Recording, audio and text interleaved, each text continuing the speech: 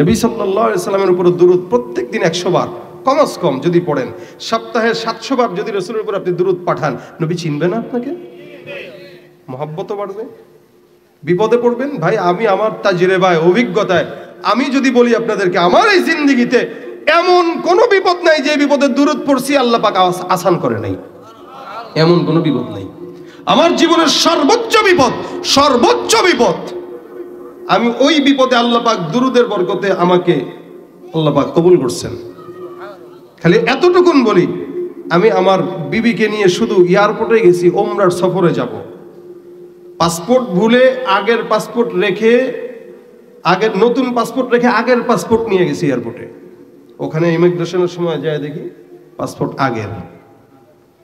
বিবিকে বললাম দুরূদ শরীফ পড়ো, আমিও পড়ি। যেহেতু এই পাসপোর্টে আল্লাহ পাক ভিসা লাগাইছে, নবী ডাকছেন, আল্লাহ কবুল করছেন, বুঝা লাগছে যাবো ইনশাআল্লাহ। এয়ারপোর্টের সব অফিসার বলতেছে এটা দিয়ে যাওয়া যাবে না, কোনোভাবেই যাওয়া যাবে না হুজুর, আপনাকে চিনছি, সম্মান করি, শ্রদ্ধা করি, কিন্তু এটা আমাদের কাজ না, দায়িত্ব না, পারবো না।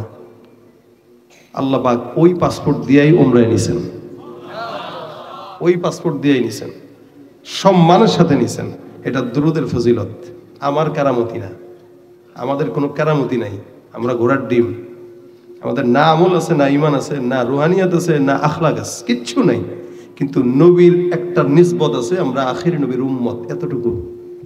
এই এতটুকুন আছে বলে আপনার দাম, এতটুকু আছে বলে আমি সাইদের দাম, এতটুকু আছে বলে আমাকে আল্লাহ পাক সেদিন নিয়েছে শুধু রাসূলের নামের বরকতে। এজন্য ভাই, বিপদে পড়ছেন, মুসিবতে পড়ছেন, বালা মুসিবত, ব্যবসা বাণিজ্যে আছেন, কাজ আছেন, হাতের কাজ আছে, পায়ের কাজ আছে, জবানের কোনো কাজ নাই। জবানের একটা কাজ উঠায় রাখবেন, সাল্লাল্লাহু বলেন আবার সাল্লাল্লাহু। প্রতিদিন কমাস কম 100 বার পড়েন। 5 ওয়াক্ত নামাজের পরে 20 বার করে পড়লে 100 বার হয়ে যায়। সহজ না, খুব কঠিন এটা। বসে রয়েছেন, গীবত করতেছেন, ফায়দাটা কি? গীবত শেখাইতে মার ফায়দা কি? কি ফায়দা এখানে? কেন এটা করতেছেন? এরপরেও গীবত করতেছি, শিকায়াত করতেছি, ক্ষতি করতেছি, মানুষের সাথে বাজে ব্যবহার করতেছি। দরকার নাই ভাই, খালাস, যে যার মতো চলে চলুক, আমার সময় আছে। আল্লাহুম্মা সাল্লি আলা মুহাম্মদ, আল্লাহুম্মা সাল্লি আলা মুহাম্মদ, সাল্লাল্লাহু আলাইহি ওয়াসাল্লাম, সাল্লাল্লাহু আলাইহি ওয়াসাল্লাম। প্রতিদিন 100 বার পড়েন। যত মুসিবত আসবে, ব্যবসায় বরকত নাই, মেয়ের বিয়ে হয় না, সন্তান হয় না, দোকানপাটে বরকত নাই, আপনার অসুস্থতা, যেই সমস্যা থাকুক, দুরূদ পড়েন, রাসূলের উসিলা দিয়া চান, মাফ করে দিবে। উসিলা দিয়া চান, কবুল করে নিবে। উসিলা দিয়া চান, বরকত হয়ে যাবে। এমন কোনো বিষয় নাই যেটা এই নামের দ্বারা হয় না সম্ভব। প্রত্যেকটা জিনিস সম্ভব হয়। এই জন্য এখানে যারা বসছেন, আল্লাহ পাক আমি বলনেওয়ালা হিসেবে আগে আমাকে আমল করার তৌফিক দিক। এরপর আমার ব্যাপারে আমিন বললেন না, নিজের বেলায় বলতেন আর কি। আমাদের ব্যাপারে বেশি দোয়া করবেন, কারণ উম্মতের উলামা একরামদের জন্য আপনারা দোয়া বন্ধ করছেন বলে আমাদের গাফলতি, আমাদের ঝামেলা শুরু হয়েছে। কারণ আপনারা এখানে 1000 মানুষ, আমরা এক মানুষ, একজন, তো একজনের জন্য 1000 জন দোয়া করলে এটা কবুল হয় বেশি। আপনারা আমাদের জন্য দোয়া করবেন যেন আমরা ভালো পথে চলতে পারি, আবার আমরা আপনাদের জন্য করবো, আল্লাহ পাক ওই ছেলে আপনাদেরকেও ভালো রাখবে। না, আলেমদের জন্য দোয়া করবেন তো ইনশাআল্লাহ। আলেম পথভ্রষ্ট তো জাতি পথভ্রষ্ট, আলেমরা যেন পথভ্রষ্ট না হয় দোয়া করবেন। এরপরে আপনাদের জন্য দোয়া করে আপনারাও যেন পড়তে পারেন, আমিন। আমি চেষ্টা করব, নিয়ত করছি প্রতিদিন পড়ি ইনশাআল্লাহ। আপনারাও পড়বেন।